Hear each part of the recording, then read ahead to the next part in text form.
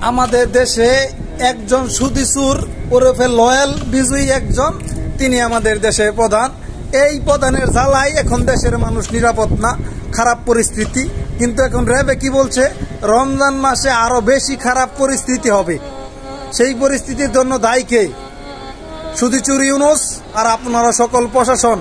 তবে আমি বলি, আমাদের ট্যাক্সের টাকায় আপনারা নিচ্ছেন, সেই ট্যাক্সের টাকায় আপনারা বেতন নিতেছেন, আপনাদের পরিবার পালছেন, আপনাদের পরিবার সুখে আছে, সেফটিতে আছে। তাহলে সাধারণ মানুষ কেন থাকতে পারবে না?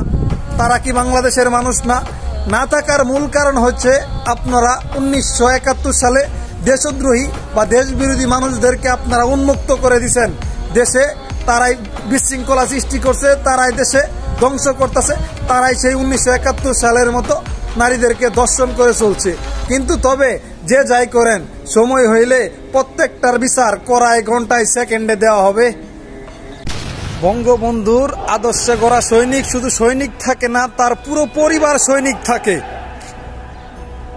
পুলিশের ছেলেকে ধরে নিয়ে যাচ্ছে, মা পিছন থেকে বলতেছে ভয় নেই বাবা, নো চিন্তা।